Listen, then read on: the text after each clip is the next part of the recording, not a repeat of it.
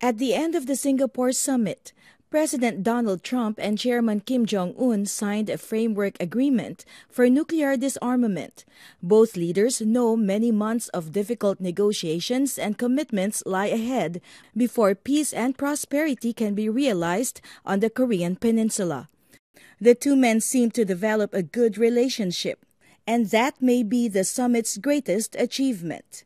The people of Singapore say they're very happy and honored to host such a historical event that promotes peace in the world. A lot of work was done to make this summit successful, and intervention of leaders from China, Japan, and South Korea.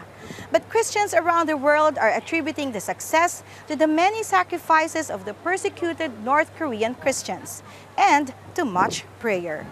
Pastor Jerome Ocampo recounts the South Korea Uprising Prayer Conference in 2016, where young leaders of churches from different nations gathered near the border of North Korea.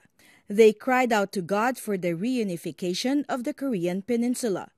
Although human rights and religious freedom were not the focus of the Singapore summit, Pastor Jerome believes that denuclearization can pave the way to a greater purpose. We should not stop at denuclearization. We should continue to pray for the liberation of giving freedom to the North Korean believers. Spiritual revival took place in the North Korean capital of Pyongyang in 1907.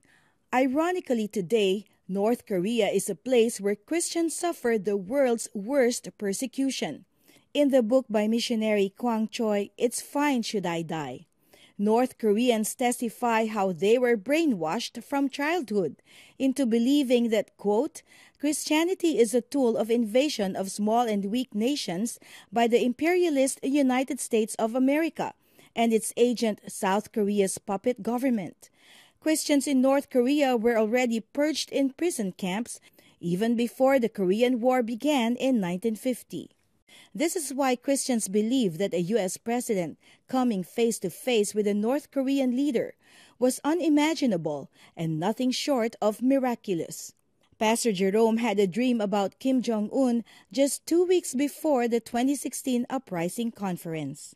Kim Jong-un, he had a dream, and he was waking up in the morning, and in his dream, somebody was speaking to him. Maybe it was God, but the voice was like this. Will you be remembered as the Korean who destroys Korea? Or would you like to be remembered as the Korean who unites North and South Korea? And in my dream, all of a sudden, he just says, he made a choice. I'm going to be the Korean that will unite North and South Korea. And this is why Pastor Jerome is rallying Christians to pray for Kim Jong-un. I think what God has shown today is God has access to his heart, and therefore God can do more. We cannot erase what he has done in the past, and I think the whole history of the whole regime will always be there.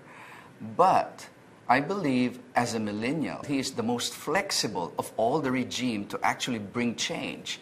And if we're going to pray for change, and we believe that God can bring that change, we will see one day, one Korea. We will see one day Pyongyang will welcome believers, and we will see God manifesting his glory again, probably in a new wave of revival all over Korea. Lucille Talusan, CBN News, Singapore.